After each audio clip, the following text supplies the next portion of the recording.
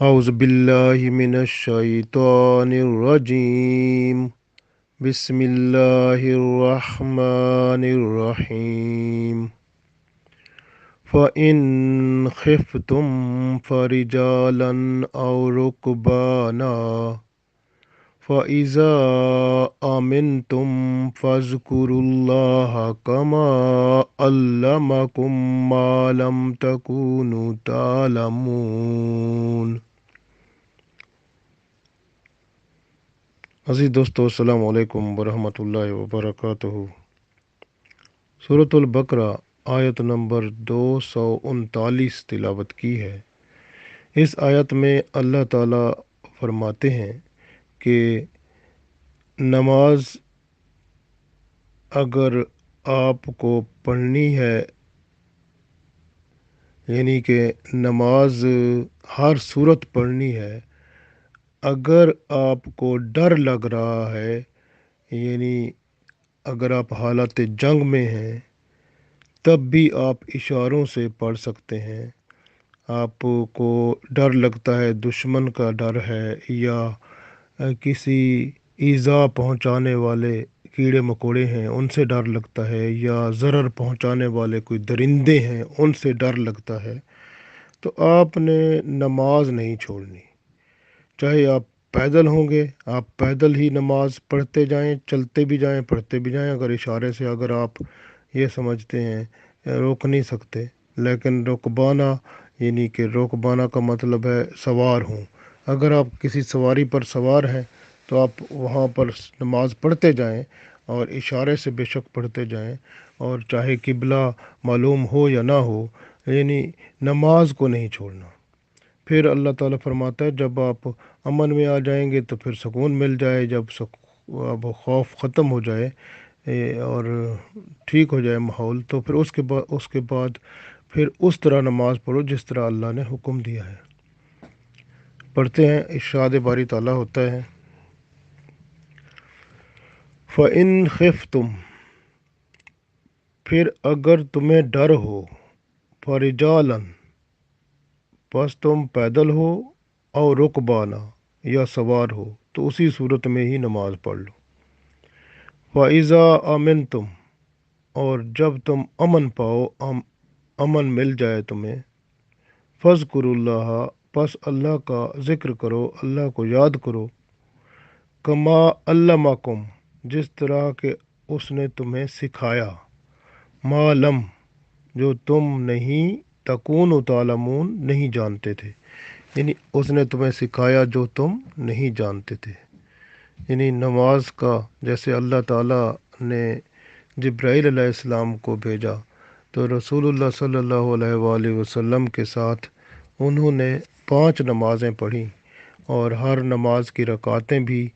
اور نماز کے اندر کیا پڑھنا ہے وہ جبرائیل علیہ السلام پڑھتے جاتے تھے اور رسول پاک صلی اللہ علیہ وسلم سنتے جاتے تھے۔ اسی طرح رکعتیں، نماز اور یہ سب چیزیں اللہ کے رسول صلی اللہ علیہ وسلم جو ہے ان کو جبرائیل علیہ السلام نے اللہ کے حکم سے پہنچا دیں، اور آپ صلی اللہ علیہ وسلم نے وہ پھر ہم تک پہنچا دیں۔ تو اس لیے نماز کا پڑھنا ہر صورت لازمی ہے۔ نماز کسی صورت میں بھی وہ نماز کسی صورت میں بھی معاف نہیں ہے، تو اس کا پڑھنا ہر صورت لازمی اور فرض ہے۔ چاہے بندہ سانس موجود ہوں، بندہ مرنے کے قریب ہو، پھر بھی آپ اشاروں سے، اشارے بھی نہیں کر سکتے تو آنکھ کے اشارے سے بندہ پڑھ سکتا ہے۔ گویا یہ نماز ہر صورت میں پڑھنی ہے، اس کا کوئی معافی نہیں ہے۔ تو اس لیے کہ جب بد امنی کی صورت ہو، یا حالت جنگ ہو، یا خوف ہو، یا پتہ ہے کہ کوئی بندہ قتل کر دے گا، یا کوئی مال کا خطرہ ہو، جان کا خطرہ ہو، کسی چیز کا خطرہ ہو، تو اس صورت میں بندہ نماز پڑھنے کا پتہ ہے کہ نماز پڑھوں گا تو پیچھے نقصان ہو جائے گا، جان کا نقصان کا خطرہ ہے، مال کے نقصان کا خطرہ ہے، تو بندہ اشاروں سے پڑھ لے، تو اشاروں سے پڑھ کے نماز ادا ہو جائے گی، چاہے پیدل ہو چاہے سوار ہو۔ لیکن جب امن کی صورت میں ہو بندہ تو اس وقت پھر اس کو پوری نماز پڑھنی پڑے گی، یعنی جس طرح ممکن ہو نماز پڑھو، پھر جب امن میسر آ جائے تو اس طرح سے نماز کو ادا کرو جس طرح اللہ تعالیٰ نے آپ کو سکھایا ہے، یعنی اس میں پھر پورے فرائض اس نماز کے اندر بھی فرض ہوتے ہیں، نماز کے اندر واجبات ہوتے ہیں، نماز کے اندر سنتیں اور مستحبات ہوتے ہیں، تو سب کچھ نماز کے جو احکام ہیں ان کے مطابق پوری طرح نماز کو پھر ادا کرو۔ اس لیے کہ تم ناواقف تھے، اللہ تعالیٰ نے تمہیں نماز سے واقف فرما دیا، تو اب تم نماز کو نہ چھوڑو، نماز کو پڑھو۔ اللہ تعالیٰ کا جو حکم ہے اور نماز کو کسی صورت میں بھی قضا نہیں کر سکتے۔ عبداللہ بن عمر رضی اللہ تعالیٰ عنہ سے جب کوئی پوچھتا کہ اس کو نماز خوف بھی کہتے ہیں، یعنی نماز خوف کیسے پڑھیں، تو وہ کہتے کہ امام جو ہے وہ آگے بڑھے، کچھ لوگ اس کے ساتھ نماز ادا کریں، امام انہیں 1 رکعت پڑھائے، باقی لوگ ان کے اور دشمنوں کے درمیان کھڑے رہیں، یعنی جنگ کی حالت میں باقی لوگ جو ہیں دشمنوں سے ان کی حفاظت کریں۔ تو وہ جب 1 رکعت پڑھ چکے تو پھر جو دوسرے کھڑے تھے وہ آگے آئیں، اور وہ جنہوں نے نماز 1 رکعت پڑھ لی ہے وہ سرک جائیں، پیچھے چلے جائیں، اور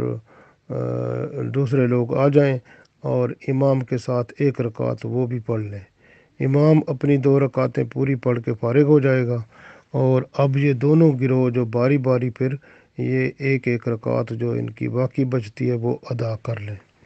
اس طرح سے 2 رکعتیں ان کی ہو جائیں گی۔ تو یہ نماز خوف بھی کہتے ہیں اس کو۔ اگر خوف زیادہ ہو تو پاؤں پہ کھڑے پیدل یا سواری پر ہی نماز ادا کر لیں، منہ قبلہ رو ہو یا کسی اور سمت میں، تو یہ نماز ادا کر لینی چاہیے۔ تو یہ عبداللہ بن عمر رضی اللہ تعالیٰ عنہ سے حدیث ہے، بخاری شریف میں موجود ہے۔ تو اسی طرح اگر کیڑے مکوڑے ہیں، سانپ ہیں، بچھو ہیں، کوئی اور چیزیں ہیں جو کہ نقصان پہنچانے والے جانور ہیں، یا کوئی درندے ہیں، کوئی ایسی چیزیں ہیں جس سے خطرہ ہے کہ اس علاقے میں اگر آپ زیادہ ٹھہریں گے تو آپ کو کوئی درندہ یا کوئی کیڑا مکوڑا کاٹ لے گا، تو پھر یہ ہے کہ جلدی سے چلیں، پیدل چلتے ہوئے ہی آپ یا سواری پر سوار ہوتے ہوئے ہی آپ نماز کو ادا کر لیں۔ اسی طرح سے یہ بھی فرما دیا گیا کہ لڑائی کی صورت میں اگر جنگ کی صورت میں ہو تو اس میں بھی آپ کو نماز اسی طرح ہی ادا کرنی ہے، تو چاہے آپ پیدل ہوں چاہے سواری پر ہوں تب بھی آپ کو نماز ادا کرنی ہے۔ اور جب امن آ جائے اور خوف جاتا رہے، سارے خطرات دور ہو جائیں، تو اللہ تعالیٰ کا ذکر کرو۔ اللہ تعالیٰ نے جیسے فرمایا کہ نماز کو اس طریقے پر پڑھو جس طرح اللہ تعالیٰ نے حکم فرمایا، یعنی پورے آداب اور شرائط نماز کے ساتھ اسے ادا کر دیا جائے۔ تو یہ جو ہے چاہے بندے کے اوپر جنگ مسلط ہو جائے تو نماز ساکت نہیں ہوتی، نماز قائم و دائم رہتی ہے۔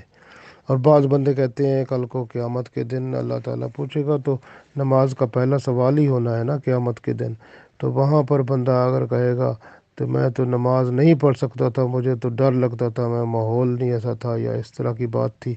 تو موقع نہیں ملتا تھا، تو اللہ تعالیٰ نے تو یہ آیت نازل فرما کے حجت تمام کر دی ہے،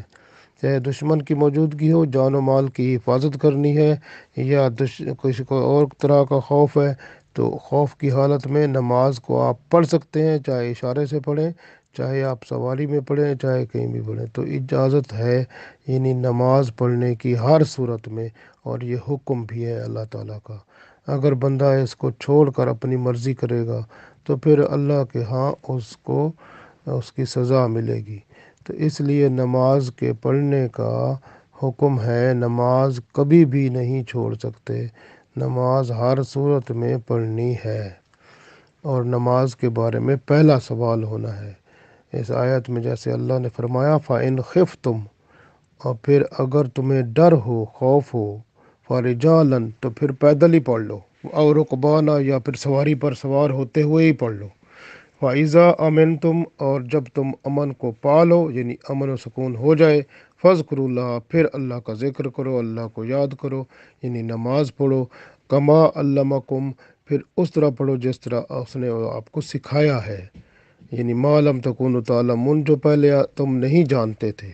تو جیسے رسول اللہ صلی اللہ علیہ وسلم نے بتایا، تو اب اس کے بعد ہمیں اب ہر طرح کا پتہ ہے کہ نماز کے اندر کتنے رکوع ہیں، کتنے سجدے ہیں، کتنی دفعہ تشہد ہے میں بیٹھنا ہے، کتنے اس میں فرائض ہیں، کتنے اس میں واجبات ہیں، کتنے اس میں مستحبات ہیں، اور کتنے اس میں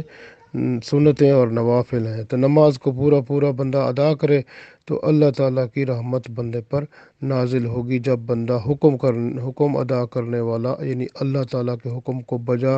لانے والا، اللہ تعالیٰ کے حکم کے سامنے سارے مسجود ہو جانے والا، اور اللہ کے ہاں مقربین میں شمار ہوگا بندہ، اور اللہ تعالیٰ کی رحمت اس بندے پر ہوگی جو اللہ کے حکم کو سن کر اس پر عمل کر کے اللہ کو راضی کرنے والا بن جاتا ہے۔ اللہ تعالیٰ اس پر بھی، ہم سب پر بھی اپنی رحمتیں نازل فرمائے، آمین۔